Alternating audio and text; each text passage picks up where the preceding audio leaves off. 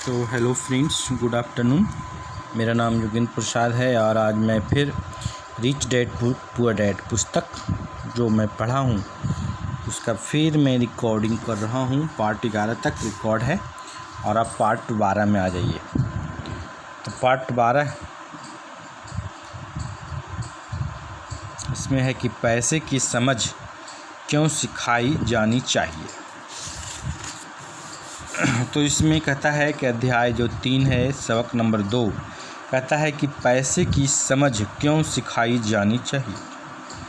तो इसमें बताया है कि 1990 में जो रॉबर्ट के दोस्त, रॉबर्ट के बदले यहाँ पर मैं लिखे हुए हैं कि इनके सबसे अच्छे दोस्त माइक ने अपने डैडी का लंबा चौड़ा कारोबार संभाल लिया है। उसे अपने डैडी से ज़्यादा कामयाबी मिल रही है और हम एक दूसरे से साल में 1-2 बार गोल्फ कोर्स पर मिलते हैं। वह और उनकी पत्नी इतने ज़्यादा अमीर हैं कि आप इसकी कल्पना भी नहीं कर सकते।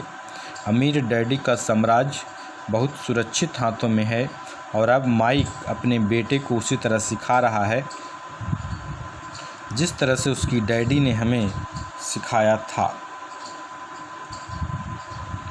तो कहता है कि 1994 में 47 साल की उम्र में रिटायर हो गया और मेरी पत्नी रॉबर्ट की पत्नी किम उस वक्त 37 साल की थी।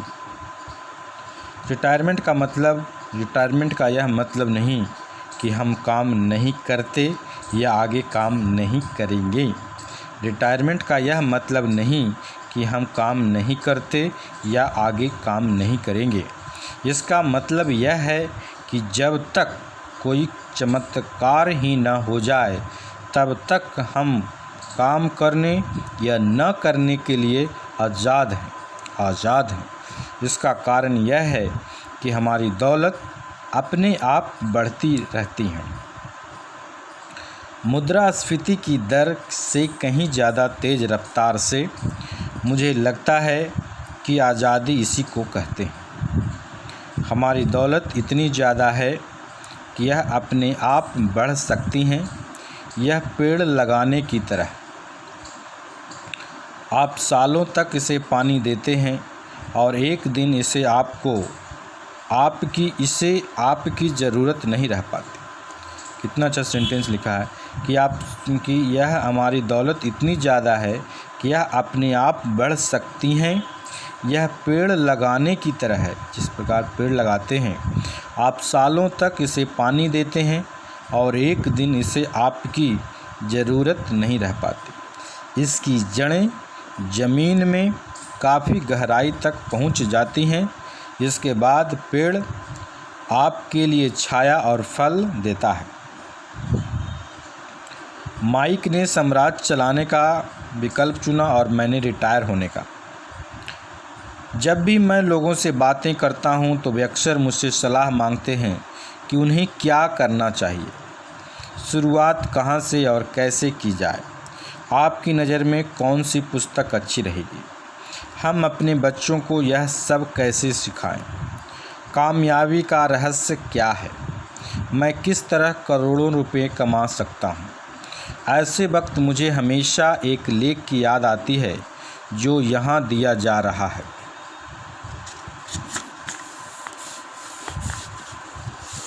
सबसे अमीर बिजनेसमैन कहता है कि 1923 में हमारे सबसे महान नेता और सबसे अमीर बिजनेसमैन शिकागो में एज वाटर वीज पर इकट्ठे हुए। ये लोग बहुत मशहूर थे। चार्ल्स श्वाब सबसे बड़ी स्टील कंपनी के मुखिया थे। सैमुअल इनशूल दुनिया की सबसे बड़ी यूटिलिटी के अध्यक्ष थे। हॉवर्ड हॉब्सन सबसे बड़ी गैस कंपनी के मुखिया थे।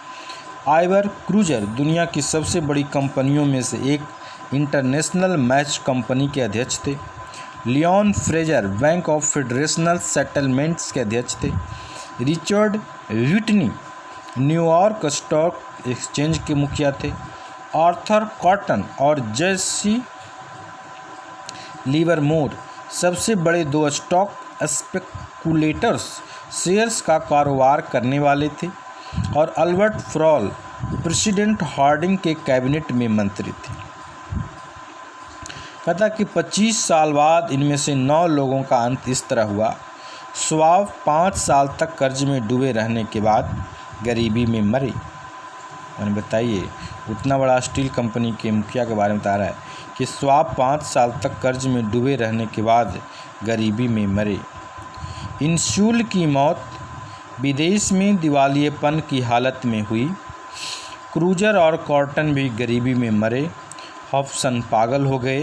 व्हिटनी और अल्बर्ट फॉल उस समय जेल से रिहा हुए। फ्रेजर और लिवरमोर आत्महत्या कर चुके थे।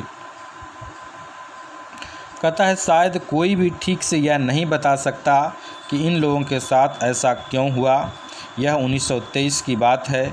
हम इतना अंदाज़ा तो लगा सकते हैं कि यह 1929 के मार्केट क्रैश और बड़ी आर्थिक मंदी के ठीक पहले का समय था। मंदी का इन लोगों पर निश्चित रूप से बहुत ज़्यादा असर हुआ होगा। देखने वाली बात है कि आज हम इन लोगों से ज़्यादा मुश्किल समय से जी रहे हैं। परिवर्तन ज़्यादा तेज़ी से हो रहे हैं और पूरी दुनिया में हो रहे हैं। मुझे लगता है कि आने वाले 25 साल में हम बहुत से ऐसे उतार चढ़ाव आएंगे जो इन लोगों द्वारा झेले गए उतार चढ़ावों की तरह ही होंगे। मुझे यह चिंता है कि बहुत से लोग सिर्फ पैसे पर अपना ध्यान लगाए बैठे हैं और अपनी सबसे बड़ी दौलत पर ध्यान नहीं दे रहे, जिसका नाम है शिक्षा। अगर लोग लचीले होने, दिमाग खुला रखने और सीखने के लिए तैयार रहें तो इन परिवर्तनों के बावजूद वे अमीर बन सकते हैं। अमीर लोग यह सोचेंगे कि पैसा ही उनकी समस्याओं को सुलझा सकता है। अगर लोग यह सोचेंगे कि पैसा ही उनकी समस्याओं को सुलझा सकता है तो ऐसे लोगों के लिए आगे वाला समय बहुत परेशानी भरा होगा। बुद्धि से समस्याएं सुलझती हैं और पैसा आता है। अगर आपके पास पैसे की समझ नहीं है तो पैसा चाहे आ भी जाए, घर पर ज़्यादा देर तक नहीं टिकता। कहता है कि अगर आपके पास पैसे की समझ नहीं है तो पैसा चाहे आ भी जाए पर ज़्यादा देर तक नहीं टिकता। ज़्यादातर लोग ज़िंदगी भर यह नहीं समझ पाते कि असल बात यह नहीं है कि आप कितना कमा पाते हैं, बल्कि यह है कि आप कितना पैसा रख पाते हैं। हमने लॉटरी जीतने वाले उन गरीब लोगों की कहानियाँ सुनी हैं जो अचानक अमीर बन जाते हैं पर कुछ समय बाद वे फिर से गरीब हो जाते हैं। ये लाखों करोड़ों जीतते हैं, फिर भी वे लौटकर वहीं आ जाते हैं जहां से इन्होंने शुरू किया था। आपने उन व्यावसायिक एथलीट की कहानियां भी पढ़ी होगी जो 24 साल की उम्र में हर साल करोड़ों डॉलर कमाते हैं और 34 साल की उम्र में उन्हें पूल के नीचे सोना पड़ता है। आज ही के अखबार में एक युवा बास्केटबॉल खिलाड़ी की खबर छपी है जो 1 साल पहले करोड़ों का मालिक था। आज वह शिकायत करता फिर रहा है कि उसके दोस्तों, वकीलों और अकाउंटेंट्स ने उसके पैसे हड़प लिए। इसी वजह से आज उसे बहुत कम मजदूरी पर कार धोने का काम करना पड़ रहा। वह सिर्फ 29 साल का है। उसे कार धोने के काम से भी निकाल दिया गया। इसकी वजह यह थी कि उसे कार साफ करते समय अपनी चैंपियनशिप रिंग उतारने से मना कर दिया और इसलिए उसकी खबर अखबार में छप गई। वह अपने निकाले जाने का विरोध कर रहा है और कहता है कि यह भेदभाव है। अंगूठी ही तो है उसकी महान जिंदगी की इकलौती निशानी है। उसका कहना है कि अगर आप उसकी अंगूठी उतरवा लेंगे तो उसके पास जिंदा रहने का कोई सहारा नहीं बचेगा और वह मर जाएगा। कहता है कि 1997 में मैं ऐसे बहुत से लोगों को जानता हूं जो नए करोड़पति बन रहे हैं। एक बार फिर यह 1920 के उछाल वाले दशक की याद दिला देता है। हालांकि मैं खुश हूं कि इतने ज़्यादा लोग अमीर बनते जा रहे हैं, परंतु मैं उन्हें चेतावनी देना चाहता हूं कि लंबे समय में यह महत्वपूर्ण नहीं है कि आपने कितना पैसा कमाया, बल्कि महत्वपूर्ण यह है कि आपने कितना पैसा रखा और आपने कितनी पीढ़ियों तक उस पैसे को सहेजा। आपने कितना लंबे समय में यह महत्वपूर्ण नहीं है कि आपने कितना पैसा कमाया, बल्कि महत्वपूर्ण यह है कि आपने कितना पैसा रखा और आपने कितनी पीढ़ियों तक उस पैसे को सहेजा। तो जब लोग मुझसे पूछते हैं कि हम किस तरह शुरू करें या मुझे बताइए कि जल्दी से अमीर कैसे बना जा सकता है, तो वे मेरे जवाब से बहुत निराश होते हैं। मैं उनसे सिर्फ यही कहता हूँ जो उनके अमीर डैडी ने उनसे बचपन में कहा था कि अगर तुम अमीर बनना चाहते हो तो तुम्हारे पास पैसे की समझ होनी चाहिए। जब भी मैं अमीर डैडी से मिलता था, यह विचार मेरे दिमाग में हर बात ठोका जाता था। जैसा मैंने कहा, मेरे पढ़े लिखे डैडी हमेशा किताबें पढ़ने के फ़ायदे बताते रहते थे। दूसरी तरफ इनके जो अमीर डैडी वित्तीय साक्षरता या पैसे की समझ विकसित करने पर जोर देते थे। अगर आप एम्पायर स्टेट बिल्डिंग बनाने जा रहे हैं तो सबसे पहले आपको एक गहरा गड्ढा खोदना पड़ेगा। अगर आप एक एम्पायर स्टेट बिल्डिंग बनाने जा रहे हैं तो सबसे पहले आपको एक गहरा गड्ढा खोदना पड़ेगा, एक मजबूत नींव डालनी होगी।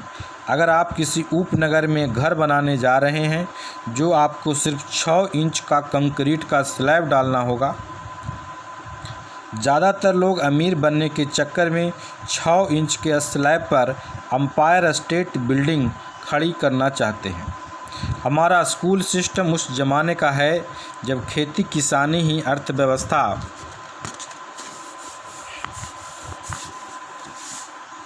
का आधार था, और आज भी यह बिना नींव के घरों में भरोसा करता है। धूल का फर्श आज भी लोकप्रिय है, इसीलिए स्कूलों से निकलने वाले बच्चों की कोई आर्थिक नींव नहीं होती। एक दिन जब उन्हें नींद नहीं आती, वे कर्ज में डूब जाते हैं, तो वे अमेरिकी सपने को देखते हैं और यह फैसला करते हैं कि पैसे की जो समस्या उनके सामने खड़ी है उसे अमीर होकर ही सुलझाया जा सकता है।